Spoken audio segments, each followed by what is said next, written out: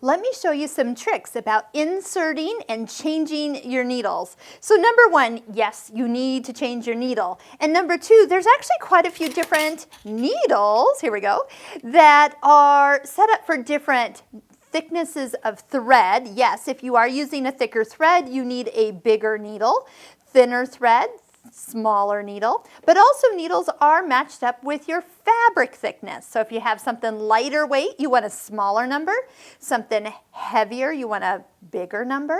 And then if you are like me, I like a sharp needle. Yes, that does not make sense, but there are needles that are sharp and universal needles that are not so sharp. They're sharp enough, but I like a very crisp stitch. Like if you're going through denim, that denim or jeans needle is sharper than a universal needle.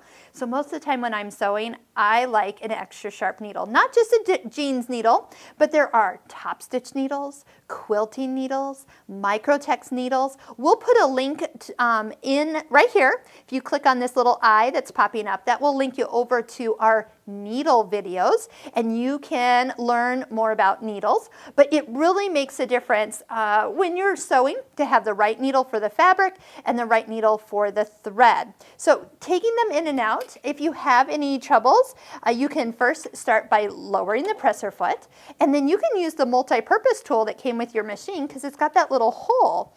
Not only does it have a hole, but did you notice that the top edge, or the top edge of the hole that is, has a flat side. The flat side will keep your needle from spinning and it'll keep the flat side to the back. So you can hold on to this and then use the screwdriver to loosen the needle. You can do it with your fingers once it's got that first little loosen. Now if it doesn't want to come out, wiggle it kind of towards you. I've noticed on this first couple times I've taken this out, it has a little catch. If you bring it towards you, then it will kind of release. So putting a new needle in, there is a flat side to the back is how we say. Always put flat side to the back and go straight on up. I also like to do it with the presser foot on. So if you don't have a foot on, put one on because you can actually use kind of the alignment of the hole here so you know where to go kind of straight up. Make sure you get it high enough. Now, I have a trick for you of how to know when your needle is all the way at the highest position. Now, you can usually feel it, but here is the way to check. Now, before I'm done, I'm going to give this screw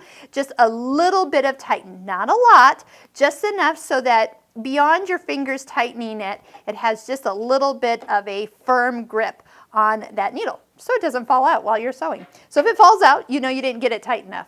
The way to check to see if your needle is at the highest position or went all the way up is to make sure first off your needle is at the highest position. So if you need to cycle through by doing your needle up and needle down feature, that would be true as if you've turned the hand wheel and that needle might have lowered or such. Then use your needle threader. If your needle threader does not line up with the hole of your needle, that is the obvious point that the needle is not high enough. I see that happen from time to time, usually in a class about one per group. Somebody doesn't get their needle all the way up, but I do have everybody use their needle threader and they're like, oh, it doesn't come down far enough to reach the eye. I'm like, oh, the needle's too low. So we fixed it before we tried to sew. What would you think would happen if we tried to sew with the needle a little bit lower than it should be? Well, things start to not work so well.